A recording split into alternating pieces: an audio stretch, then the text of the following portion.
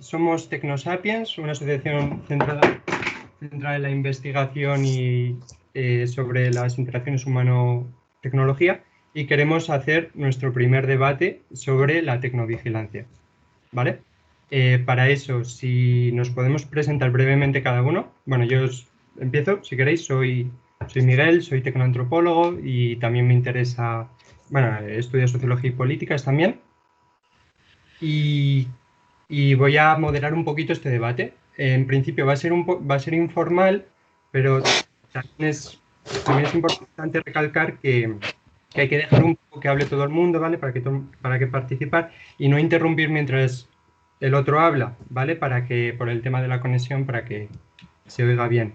Y la duración aproximada serán 30 minutos, un poquito más, a lo mejor 40, un poco como nos vayamos viendo, que sea una conversación fluida. Así que si queréis empezar a presentaros, por ejemplo, Selene. Sí, yo soy Selene Camargo, soy socióloga, como Miguel, soy doctora en sociología. Ahora mismo trabajo como consultora en A Piece of Pie, que es una consultoría de innovación. Hace 15 años que estamos en Barcelona y hacemos, defendiendo un poco el paradigma de la antropología de negocios y el valor que podemos dar a los negocios desde las ciencias sociales. Pues, por ejemplo, tú, Elena.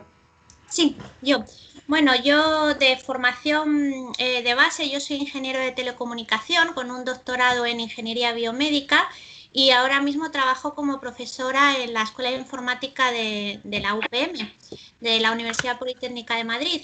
Y bueno, mi parte de docencia y también parte de mi investigación es en la interacción persona-ordenador, la usabilidad y la experiencia del usuario, cuando las personas interactúan con la tecnología en general. Y luego a nivel investigación yo me he centrado siempre en toda mi vida profesional en la interacción de personas mayores y personas con dificultades en el uso de las tecnologías, y es de hecho lo que hacemos en el laboratorio donde trabaja Miguel, que de ahí nos conocemos. Vale, Xavi. Yo soy Xavier Ferrer, también soy profesor de la Universidad Politécnica en la misma escuela que Elena y soy doctor en informática.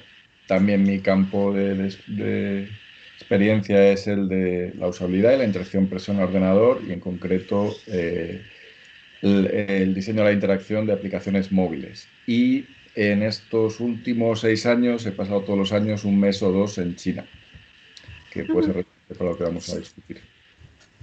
Y Román.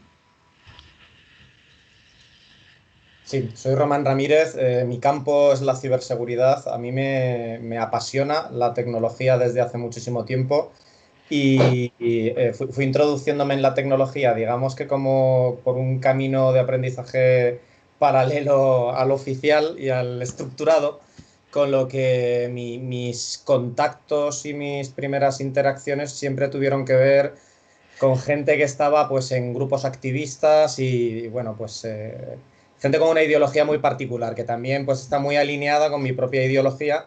Pues yo soy anarquista y pues bueno, yo creo que tiene como una especie de conexión directa con la forma que tengo de ver la tecnología. También estoy en el Departamento de Seguridad Nacional como consejero externo para pues todos los temas que tienen que ver con ciberseguridad. Tenemos un grupo de unas 60 personas que están ahí de asesores y soy profesor en el Instituto de Empresa en un máster en la Escuela de Human Science and Technology para, pues bueno, un poco temas de ciberseguridad, transformación digital, etc. Vale, Pablo. Bueno, pues yo soy Pablo Mondragón, soy de formación antropólogo y soy el cofundador de una agencia de investigación etnográfica llamada Antropología 2.0, que también, pues como se leen, aplicamos la antropología a temas de negocio y a temas de empresa. Me interesa muchísimo la tecnología, es el campo en el que me estoy especializando y concretamente en cuestiones de inteligencia artificial, robótica y cómo todo este tipo de cuestiones pueden afectar a, bueno, pues básicamente a una tecnosociedad, ¿no? Que de eso pues va un poco el debate del que podemos hablar. Vale, ¿y Cristian? Vale, pues buenas tardes, yo soy Cristian Moral, al igual que Xavi y Elena soy profesor en la Universidad Politécnica de Madrid, al igual que ellos también trabajo en el laboratorio Aging Lab, que nos dedicamos al estudio de la aplicación de tecnologías y sistemas de información para facilitar y mejorar la vida de las personas mayores. Y bueno, también yo tengo mi pequeña ramita paralela a esto, que es también el tema de la realidad virtual y realidad aumentada, diseño de entornos virtuales, también pues para formación, entrenamiento, etcétera, etcétera. Y nada, pues yo lo que puedo decir de mí a nivel personal es que empecé siendo muy devoto de la tecnología, muy apasionado, y cada vez me gusta menos la tecnología y me gusta más la gente. He hecho un proceso inverso al que hacen los informáticos cuando entran en la carrera, yo creo. Entonces, bueno, nada más. Bueno, pues a mí yo creo que me ha pasado un poco lo contrario. Me empezó gustando mucho la gente y luego he ido un poquito más al campo aplicado. Pero bueno, entonces lo que os decía, cuando queráis, o sea, más o menos decid lo que opináis sobre el tema, pero bueno, si no tenéis ninguna opinión, no os sintáis obligados a hablar. Y yo quería empezar hablando un poco con todo este tema del COVID-19, pues hemos visto que el Estado, el gobierno, está tomando un rol, en principio, como más mayor en la sociedad, ¿vale? Que antes, que cuando no teníamos el COVID-19. Y yo, pues, por ejemplo, he visto casos como el de Polonia, en el que se le está obligando a los ciudadanos a hacerse selfies en su casa para demostrar que están en casa y que no están contaminando al resto de personas, como en China y Corea del Sur y Japón, que se está tomando el tema del reconocimiento facial, de rastreo de móviles, de chequeos médicos constantes, y no solo constantes, sino públicos. Es decir, que cuando tú demuestras que tienes el COVID-19, el resto de personas que están alrededor tuyo lo van a saber por una aplicación móvil.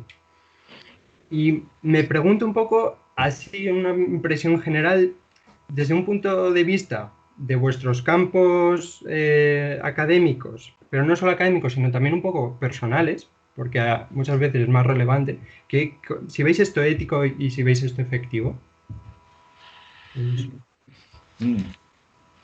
Yo diría que es una tendencia que ya existía, que el COVID la ha acelerado. O sea, esa tendencia a que se recojan datos, sea por gobiernos o sea por corporaciones que funcionan a nivel mundial, ya existía, porque es mucho más fácil recoger datos ahora mismo. Y lo único, el COVID le da una aplicación que es difícil de contradecir, digamos, o de ir en contra, porque es por la salud. O sea, yo creo que ese es el tema clave que tenemos ahora, que hay que hacer ese balance con un tema de salud. Vale. Yo diría, yo estoy completamente de acuerdo con el compañero, lo siento, soy muy malo para los nombres, pero con Xavi estoy totalmente de acuerdo con él. De hecho, para mí el COVID, yo lo que estoy diciendo es que ha sido un poco la anfetamina de la revolución digital, ¿no? Básicamente pues la ha acelerado muchísimo y la ha acercado mucho. Yo creo que al final sí que es verdad que estamos viviendo en un momento de cambio de paradigma, o eso parece, en el sentido de en la batalla entre libertad individual y seguridad colectiva, seguridad ciudadana, bueno, pues tradicionalmente, o por lo menos eso nos hacían pensar en Europa, en Occidente, que al final tenemos una cultura que deriva mucho de las democracias liberales, ¿no? Y de los derechos individuales, pues ahora mismo, justamente por esta emergencia nacional, por este contexto de pandemia, pues nos estamos enfrentando a eso, ¿no? A una gran paranoia colectiva que delega en el Estado, en el poder, bueno, pues la responsabilidad del cuidado de todos nosotros. Y el Estado y el poder tienen a su disposición herramientas tecnológicas de biometría, de reconocimiento facial, de cuestiones que ya se están viendo en China, que realmente, bueno, pues que pueden generar una fuerte pérdida de derechos individuales y que ahora mismo pues veo muy poca gente preocupado por eso, ¿no? Está en general la sociedad mucho más preocupada por controlar la pandemia que por mantener esos derechos individuales. Y yo lo que me planteo es, ¿esto va a ser irreversible? ¿Estamos acudiendo hacia hacia un tecnoestado capaz de controlar a la ciudadanía a través de las tecnologías? Es una pregunta que abro. Elena, ¿querías decir algo antes? Bueno, yo quería decir que estoy totalmente de acuerdo con Xavi. Creo que parece que esto es algo nuevo, pero en realidad es algo que ya existía. Lo que pasa es que ocurren ahora dos cosas. Por una parte, hay gente en la ciudadanía que no era consciente de que se le vigilaba y ahora sí es consciente porque se está usando, o sea, se está transmitiendo a través de las redes, a través de la televisión, que esto existe. Por otro lado, yo creo que antes la vigilancia venía de la industria, venía de la parte privada, y lo que se está haciendo ahora es un poco, el Estado lo está utilizando como excusa para legitimizarla y ponerla a disposición del Estado, ¿no? Pero que en realidad no es un cambio tecnológico, es un cambio de modelo de Estado. O sea, ya existía la vigilancia tecnológica, ahora lo que hacemos es, con la excusa del COVID, que podía ser antes la excusa de un ataque terrorista, porque no es la primera vez que de repente sube la vigilancia tecnológica sobre la población, sino que ahora encima, como esto nos toca absolutamente a todos, pues claro, ¿quién no cede sus derechos individuales porque la gente se muere, ¿no? Y ahí es donde está el problema, porque antes no nos importaba ceder nuestros derechos cuando queríamos aplicaciones gratis y queríamos que todo nos lo diera y venga, que nos roben datos, no pasa nada, ¿no? Pero ahora que parece que nos matan, ¿no? Que nos mata un virus, pues parece que lo hacemos con más gusto todavía. Y sobre todo que la gente es muy naif, o sea, es como, ay, ahora nos vigilan. No, ya nos vigilaban. Lo que pasa es que nos parecía bien porque nos daba cosas a cambio, ¿no? Creo que Cristian quiere decir algo.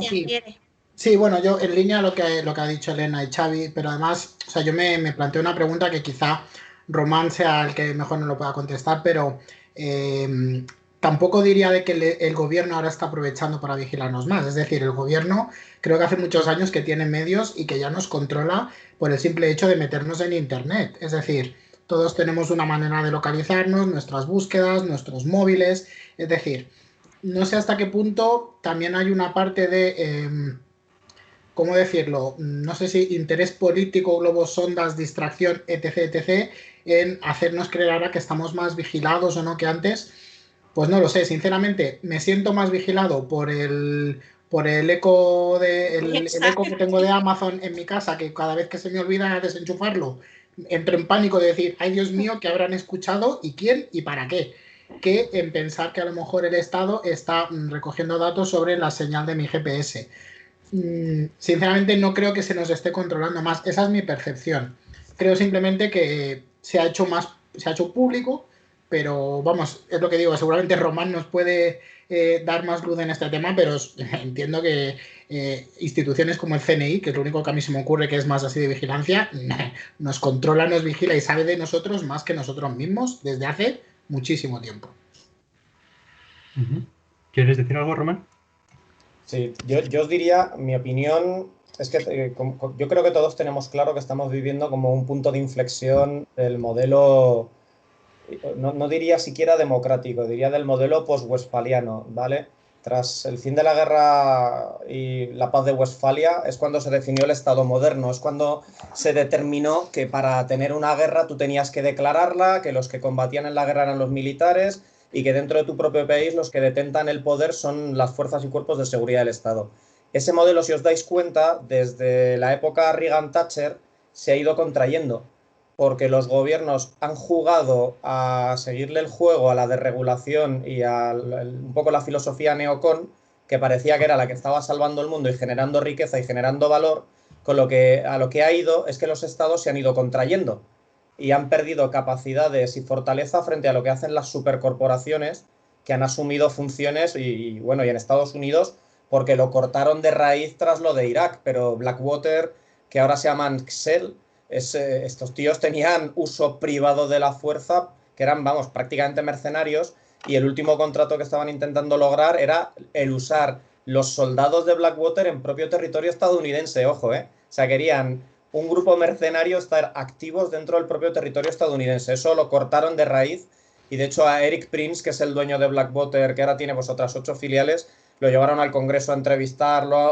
hubo ahí un movidón bastante importante. Entonces, yo creo que esto que estamos viendo es una excusa porque los gobiernos, por una parte, se sienten amenazados por esa contracción de funciones que han ido perdiendo en pro de las supercorporaciones. Como comentaba Cristian, a mí me da más miedo lo que hacen los Alexas y los Echos. De hecho, en mi casa no hay, y hasta que no pase tiempo y lo haya testeado no pienso poner ni uno.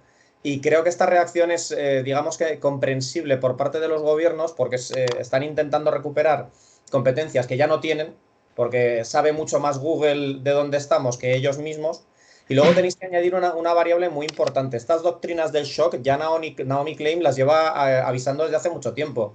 Y a mí, yo recuerdo la primera vez que me leí la doctrina del shock, que aluciné bastante porque primero tuve la típica reacción de esto es un poco psicótico, pero luego lo vas poniendo en contexto y vas analizando evidencias y los hechos que va describiendo Naomi Klein y dices, joder, esto tiene mucho sentido. Entonces esto no es más que otra situación de shock que alguien que sabe instrumentalizar, que ahí están los lobbies y los think tanks, pues está empujando las piezas que necesitan empujar.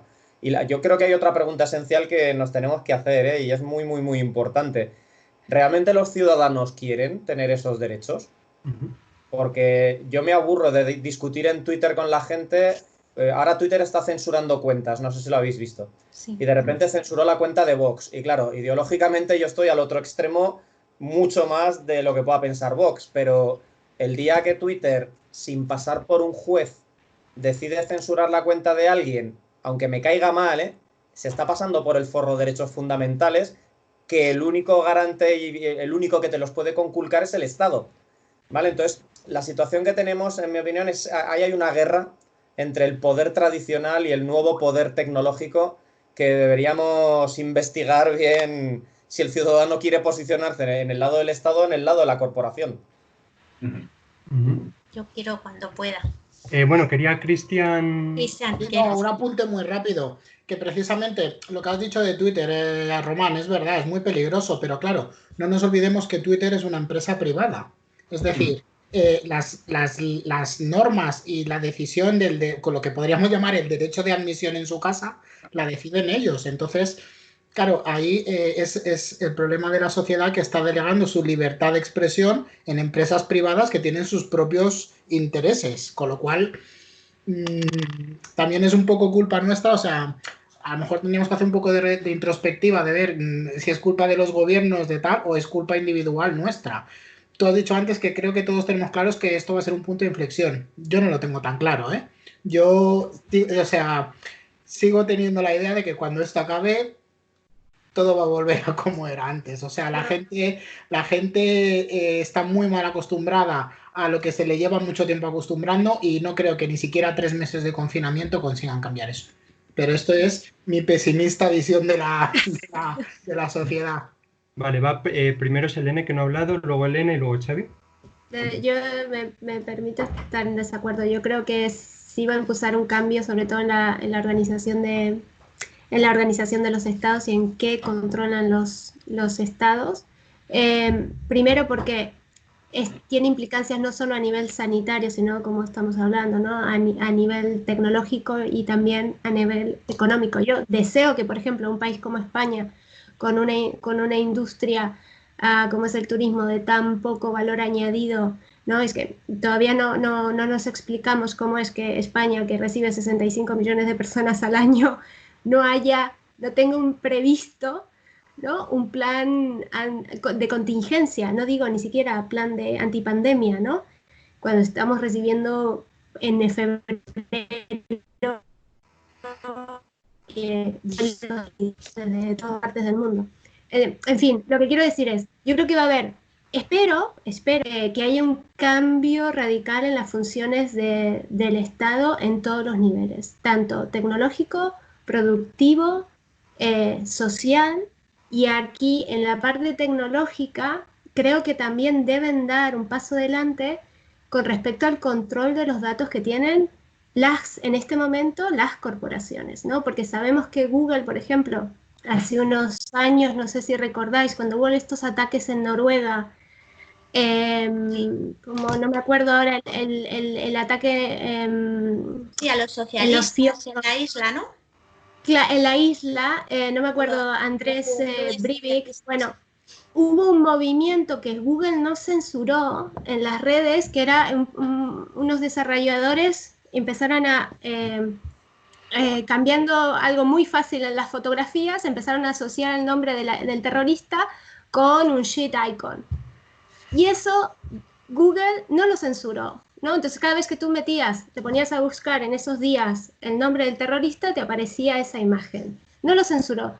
Sin embargo, cuando a la First Lady de Estados Unidos, que era Michelle Obama, alguien hizo la broma, muy entre comillas, ¿no? de asimilar su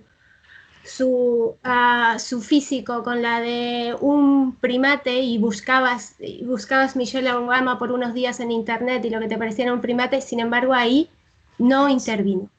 Entonces, digo, en algunos casos sí se interviene, ¿por qué y por qué no? En otros casos, a ver, yo digo, aquí hay un espacio de una oportunidad para los estados y para los estados supranacionales también, para las regiones, para Europa, de regular qué hacen las corporaciones con nuestros datos. Vale, Elena. Bueno, es que se han ido poniendo un montón de cosas encima de la mesa muy interesantes.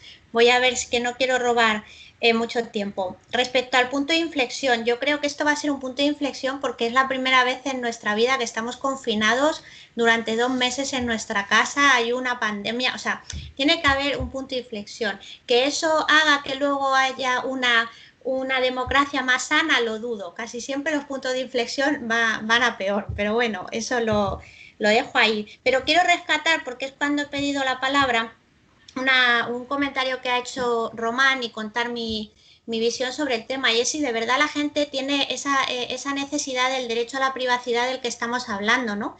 Y mi sensación es que no lo tienen. Cuando uno de los temas que nosotros explicamos a nuestros alumnos a varios niveles, y sobre todo yo lo explico mucho a nivel de máster, cuando hablamos de la interacción, es que la interacción puede ser más o menos explícita y que a lo que nos lleva la tecnología es a tener una interacción completamente implícita donde el usuario ni siquiera se da cuenta de las cosas, ¿no? Es la computación ubicua y cosas así, el Internet de las cosas, y todo pasa a mi alrededor y yo apenas soy consciente. Y entonces hace ya bastantes años, cuando esto se planteó allá por el 2001, surgió muy fuertemente el debate de qué va a pasar con la privacidad. Y entonces uno de los gurús dijo, no, la privacidad es importante para nosotros, pero cuando esto de verdad sea una realidad tecnológica, la privacidad va a dar exactamente lo mismo. La gente va a estar dispuesto a perder esa privacidad en pro de todo lo que consigue a cambio, ¿no? Y entonces yo siempre le planteo a mis alumnos de primero, que son muy pequeñitos, este año tienen 18 añitos, vosotros, ¿os importa que cuando os descargáis una aplicación, esa aplicación lea vuestros datos? Y mayoritariamente la clase dice que le da exactamente igual, que no estarían dispuestos a pagar por las aplicaciones si con eso las aplicaciones no les roban datos. O sea, es como mi dato no vale nada, lo que yo quiero es estar conectado, es tener la aplicación de moda y estar completamente al día. Luego ha dicho Selene una cosa muy interesante de los planes de contingencia, es que en este país no tenemos nada, o sea, estamos, no sé si va nuestro ADN o qué, pero es que estamos reaccionando un poco como podemos. ¿Planes de qué? Si aquí no hacemos planes, aquí improvisamos, ¿no? Es nuestra cultura. En otros países sí hay planes para cualquier cosa extraña que pueda pasar, y el día que pasa, pues perfecto, somos capaces de reaccionar. Eso sí que creo que va a ser un punto de inflexión. Sí que creo que esto nos va a forzar a darnos cuenta de que planes más o menos estratégicos, más o menos permanentes en el tiempo, pero que tiene que haber algo. O sea, que no puede ser que nadie sepa qué hacer cuando viene un virus. Porque lo que sí que está casi todo el mundo de acuerdo es que vendrán más virus, y si no son virus, vendrán otras cosas. y que de alguna manera serán olas de calor, serán inundaciones enormes, serán ataques terroristas físicos o ciberterroristas o lo que sea, o hambrunas, o la plaga de langostas que va a llegar dentro de poco, ¿no? Entonces, para todas esas cosas tendrá que haber planes, y espero que para eso sí sirva esto. Bueno, dejo ya de hablar. Xavi. Sí, bueno, estoy de acuerdo con Román lo que está diciendo. No creo que sea un problema de España. O sea, todo el mundo occidental está teniendo unos problemas terribles con el coronavirus. O sea, que los planes de contingencia o no existían o eran tan genéricos que no los tenían engrasados, digamos. Sí.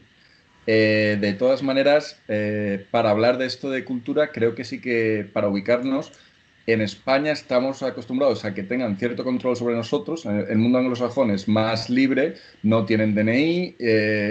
Yo creo que tampoco tienen obligación de enviar dónde te has alojado, todos los hoteles y eso. En España sí. O sea, la pensión más modesta tienen que enviar a la Guardia Civil quién se ha alojado. Entonces nosotros ya, bueno, y por supuesto lo de las armas también. O sea, estamos acostumbrados a que haya un cierto control y nos parecería inconcebible que no lo hubiera. En el otro extremo está Asia, o bueno, al menos China, que es lo que conozco más yo. En China saben perfectamente que se recoge datos, las empresas / el gobierno, y lo asumen no solo como algo que no les importa, sino hasta que es bueno. O sea, que es mejor así, porque así se va a controlar a los malos. Y bueno, desde el punto de vista del ciudadano de a pie, bueno, hay incluso hasta un cierto grado de libertad en las webs, Weibo tal, para que dejen así un poco una válvula de escape. Y entonces no le importa al ciudadano medio mientras haya crecimiento económico. Entonces, el punto de inflexión del coronavirus va a ser no solo por la parte sanitaria, sino porque viene una crisis económica terrible. Entonces, la gente seguramente va a querer ceder muchas cosas si eso le asegura el poder dar de comer a sus hijos.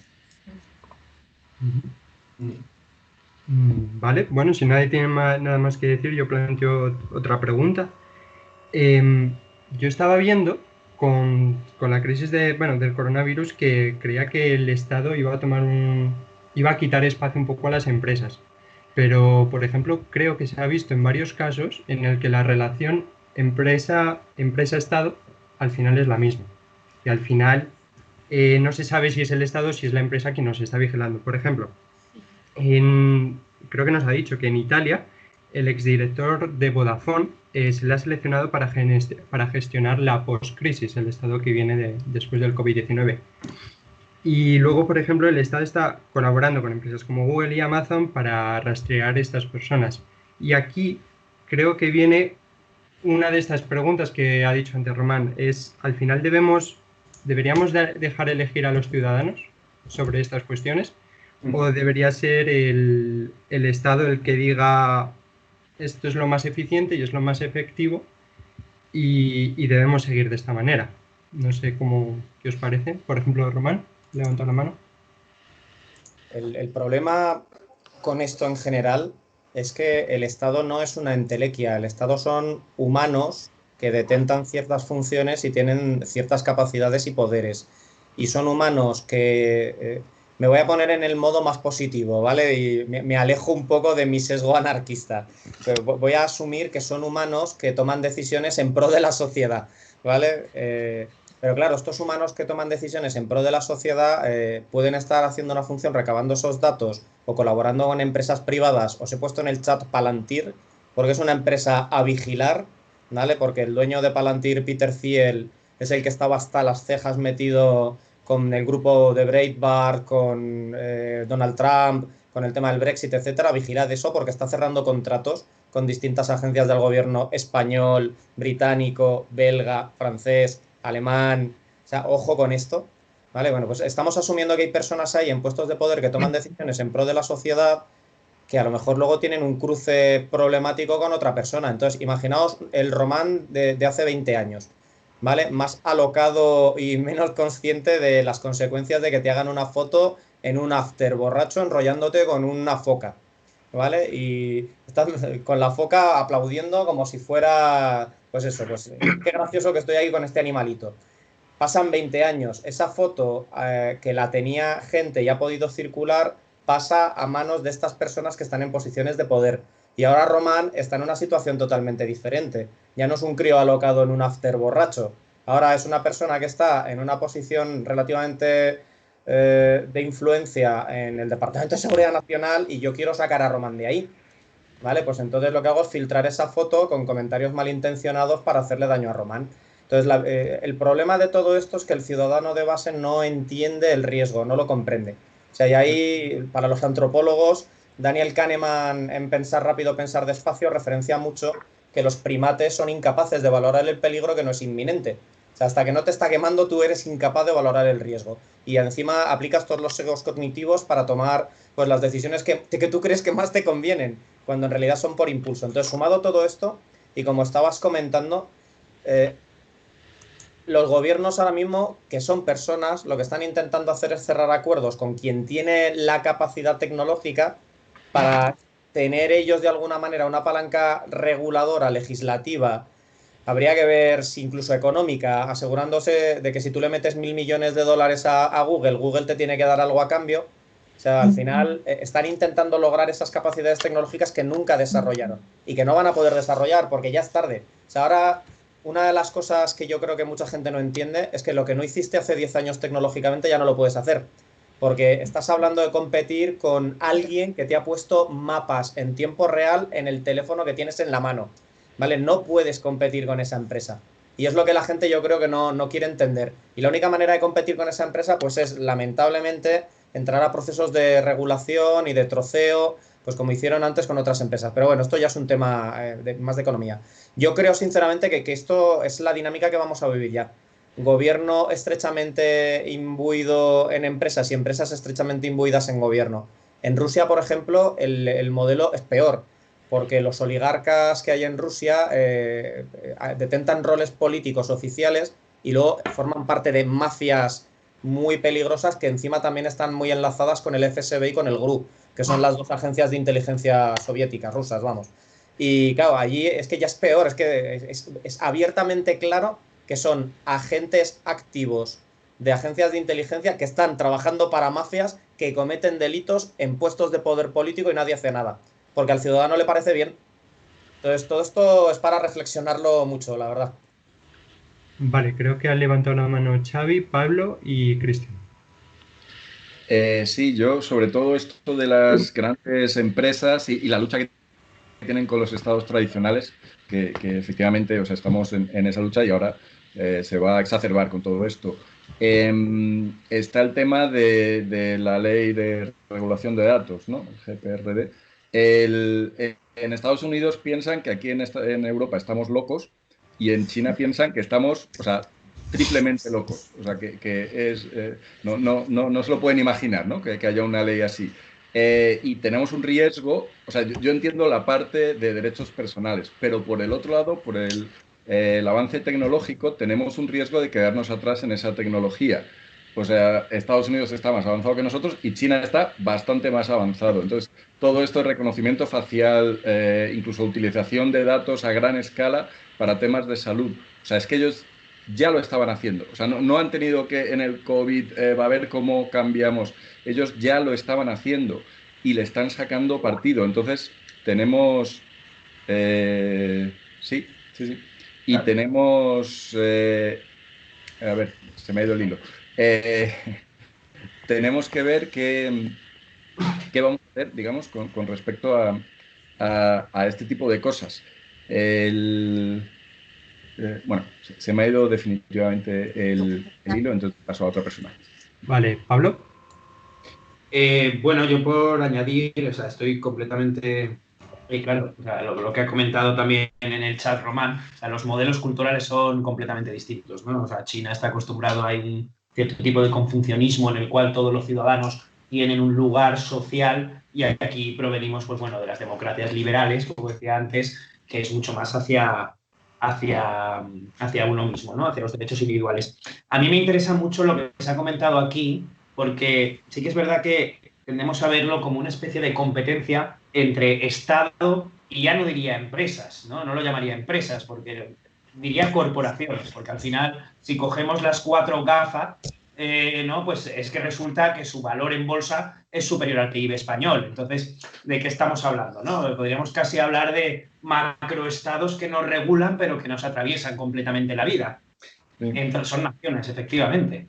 Entonces, claro, yo siempre lo había visto de una forma casi dicotómica, ¿no? En un cierto sentido, entre esa pugna de poder casi dialéctica entre estados y empresas. Claro, pero eso no va a ser así. No va a ser así. Yo el otro día, por ejemplo, lo estaba viendo en relación al papel que SpaceX está jugando y cómo le está vendiendo contratos a la NASA, etcétera. Y claro, ya estamos yendo hacia una sociedad en la cual empresas y estados pues colaboran activamente. No sé hasta qué punto habrá una pugna de poder. Por otro lado, también se ha hablado de la doctrina del shock. Yo veo una doctrina del shock aquí tremenda, ¿no? Y creo que justamente es el momento de estar muy vigilantes, porque no sé hasta qué punto todo esto va a ser reversible. Y en relación al tema de la... que me parece, además es que es una cosa fundamental, porque claro, los que trabajamos con tecnología siempre como que asumimos esta parte de privacidad, de los problemas que generan. La idea de si a los usuarios les molesta delegar la privacidad, es que es clave en el sentido de yo mismo, ¿no? Me meto en una página web, hay cookies, pues me da igual, ¿no? Y lo que quiero es llegar lo más rápido posible a lo que yo quiero. Pero claro, aquí hay un problema de base que es qué clase de educación digital estamos recibiendo. Esa es la clave. Entonces, claro, lo que no podemos es permitir que la ciudadanía tome el poder, por decirlo de alguna manera, que es lo más democrático posible, sin darle realmente un conocimiento digital, pero vamos, desde la base, desde las propias aulas, ¿no? Y claro, en ese sentido, casi que estaría hablando de desempoderar a los usuarios, por lo menos hasta que exista esa educación. ¿Vale? Era un poco unos matices que, y agradezzo mucho la referencia de Palantir porque no la conocía y lo voy a seguir muy de cerca. Sí. Vale. ¿Cristian? No te oímos, Cristian. Cristian. Perdón, decía que mi intervención iba un poco justo en línea con lo que decía Pablo, que claro, a mí lo que a la pregunta que tú has hecho, Miguel, deberíamos dejar decidir a los ciudadanos, mi duda era, vale, para tomar una decisión, no digo correcta, porque claro, el correcto o no correcto es muy subjetivo, pero una decisión razonada, el usuario tiene que tener conocimiento de lo que está valorando. Y el problema es que no lo tenemos. Y como decía Pablo, habría que darlo, ¿vale? Y yo pregunto, ¿y quién da ese conocimiento? ¿Lo damos en el colegio, en las universidades a través del Estado? ¿Lo hacemos igual que, por ejemplo, me recordaba una discusión que tuve hace unos meses con un compañero de la universidad que hablaba de cuando se habló de que habría que meter conceptos de economía básica en los niños y demás, y claro, él defendía, claro, que a los niños hay que enseñar desde primero que lo más importante es pagar sus deudas, que da igual si te quedas sin comer, que sea tal, porque claro, si no, la economía, el sistema económico se cae. Entonces, claro, eso obviamente tiene un claro sesgo ideológico. Entonces, con esto es lo mismo. ¿Quién va a decidir en qué se educa y cómo se educa? ¿Quién decide eso?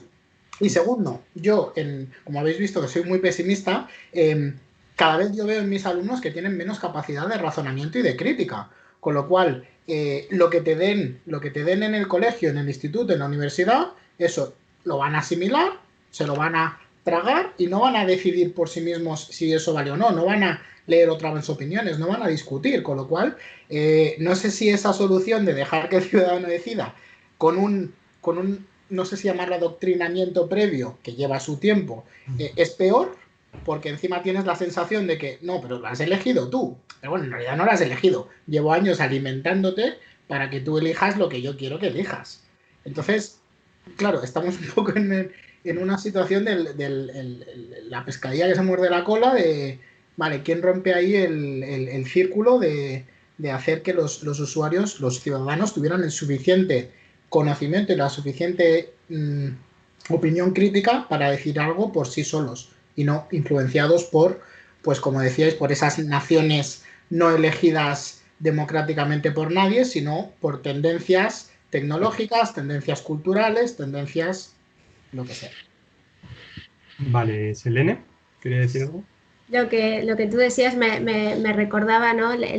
las décadas ya que llevamos, bueno, que yo tengo un pasado en ONGs, en el sector social, ¿no? De derechos sociales, que queda un poco atrás ahora, pero me acordaba de esto, llevamos muchas décadas enseñando a la ciudadanía, ¿no? A ser consciente de nuevos derechos económicos y sociales, ¿no? Ese es un proceso que lleva décadas, hacer que las personas, sobre todo las personas más desfavorecidas, ¿no? de un grupo social, de una ciudad, sean conscientes de los derechos que tienen. Yo creo que, primero, pueden surgir gracias a esta pandemia, ¿no? Nuevos derechos digitales a los que alguien o algo va a tener que educarnos y enseñar a defenderlos, ¿no?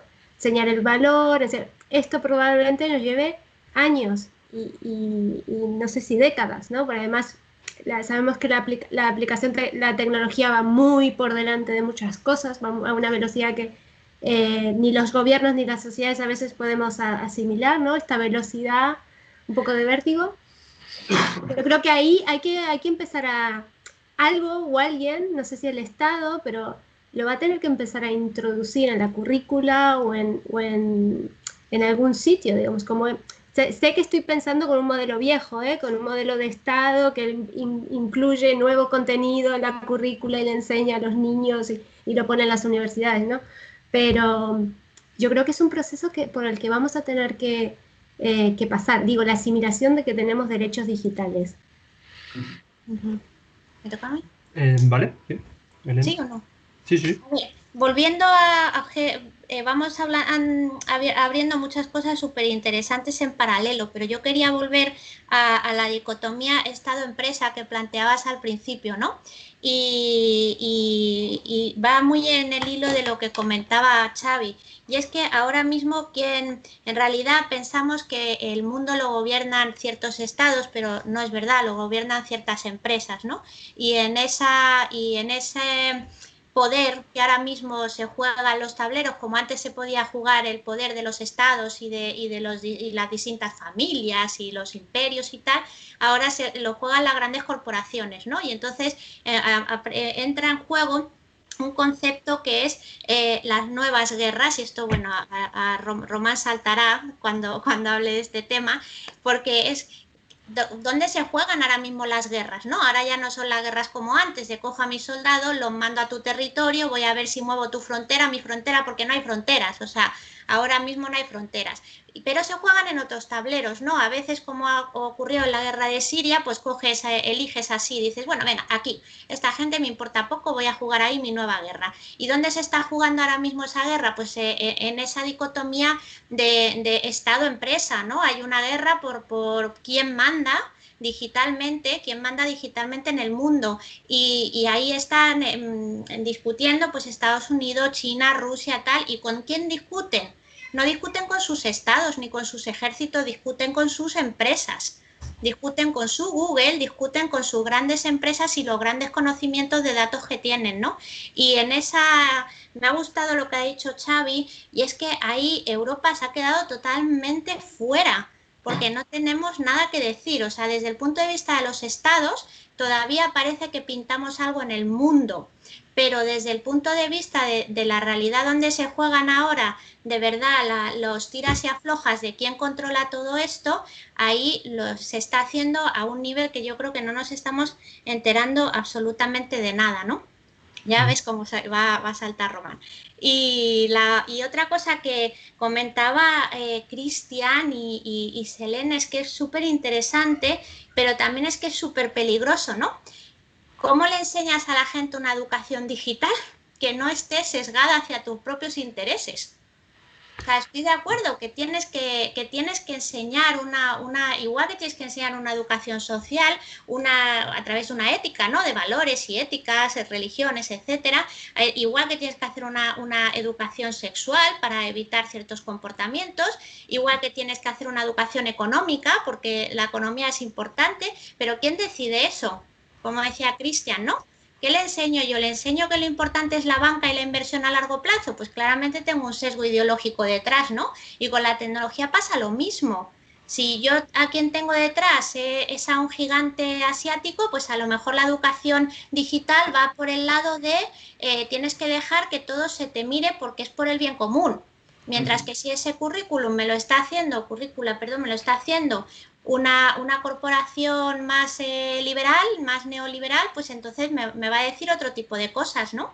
Entonces, me parece súper peligroso, me parece que efectivamente hay un hueco ahí enorme, pero que quien llegue ahí primero y quien ponga esos contenidos, pues al final es que nos está sesgando demasiado y nos está convirtiendo en esclavos tecnológicos, que bueno, creo que ya lo somos, ¿eh? O sea, no creo que nadie nos convierta en esclavos tecnológicos, creo que lo somos, pero bueno. Vale, pues ya para ir terminando, Román, y ya está. Bueno. Sí, muy rápido, a tenor de lo que está comentando Elena y un poco sumando los comentarios que habéis hecho todos, os lanzo una idea para que la reflexionéis, ¿vale? ¿Vosotros creéis que a los Amish les está afectando mucho todo esto? Y haceos esta reflexión. Yo creo que lo que está pasando es el fin de las democracias como las conocemos, ¿vale? Y que son simplemente síntomas y coletazos y vamos a un modelo totalmente fragmentado. O sea, yo creo que se acabó lo de las sociedades pensadas en grandes, se acabó lo de esa gran humanidad, eso ya no existe. Existen los grupúsculos, existen los clanes, ¿vale? Y creo que volvemos a ese modelo. Por eso os he puesto la referencia del Islas en la Red, ¿vale? De Bruce Sterling. Es un libro muy interesante porque habla un poco de eso. Este libro está escrito en los años 90, ¿eh?